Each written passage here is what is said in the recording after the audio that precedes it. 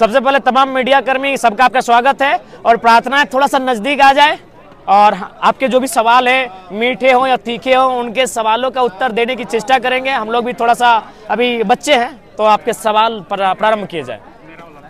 दादा सबसे पहले आप आए हैं कटकम सांडी की धरती पे, क्या कहना चाहेंगे, किस अवसर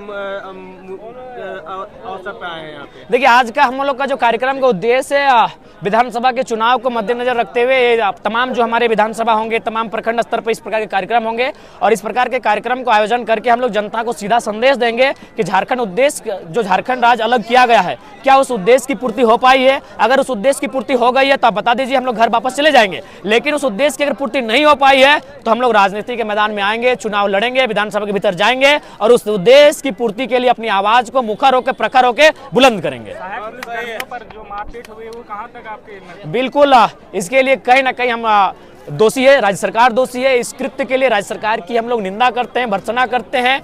ये दुर्भाग्यपूर्ण विषय है कि इसी राज्य में, बिरसा के राज्य में, निर्मल के राज्य में अपने हक अधिकार को मांगने वाले बेटों के साथ, बेटियों के साथ, लाठियों के साथ अगर दुर्व्यवहार किया जाएगा तो हमें लगता है कि झारखंड राज्य बनाने का उद्देश्य कहीं ना कहीं आज मीलों दूर है, वह उद्देश्य आज भी अधूरा सा लगता है।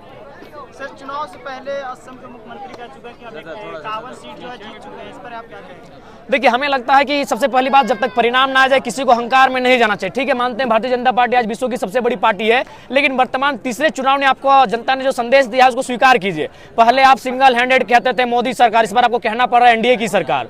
तो अभिमान में, अहंकार में ना जाए। अंग्रेजों ने भी 200 साल भारत में शासन किया, लेकिन अंततः उनकी विदाई हुई। तो कुछ भी चीज अस्थायी नहीं होता है, इसलिए ठीक है आप चुनाव लड़ रहे हैं, लोकतंत्र चुनाव लड़िए, लेकिन पहले से इस प्रकार के मतलब हम जीत चुके हैं, रिजल्ट आया नहीं है तो इसका मतलब लोग सवाल करेंगे आप पे कि आप इसका मतलब घोटाला करेंगे, फर्जी तरीके से जीतेंगे। तो ऐसे बयान नहीं देना चाहिए, उनको बचना चाहिए। मांगों को लेकर देवेंद्र नाथ महतो भी धरने पर बैठे हुए थे, उनके साथ बहुत ज्यादा मारपीट हुई है, उसके बारे में क्या कहना चाहिए? देखिए उसके लिए हम लोग देवेंद्र नाथ महतो जी के साथ खड़े हैं और उसी को लेकर पूरे राज्य में हम लोग कहीं ना कहीं आक्रोश है और उस आक्रोश का उत्तर हम लोग राज्य सरकार इस बार वोट के रूप में तब्दील होगी। विधानसभा में आपकी क्या रणनीति होगी?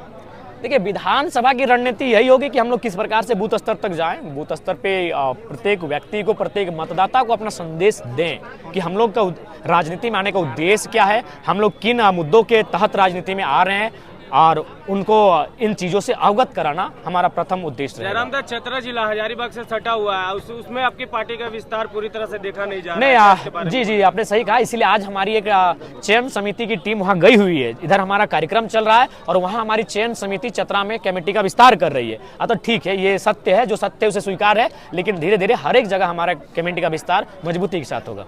क्या लगता है चतरा जिला में विधानसभा चुनाव में कुछ फेरबदल हो पाएगा आपकी पार्टी के द्वारा? देखिए हम लोग निसंदेह फेरबदल, उलटफेर होगा और हम लोग चतरा की 2 सीटों में हमें लगता है कि दोनों में हम लोग मजबूती से चुनाव लड़ेंगे और जीतेंगे भी।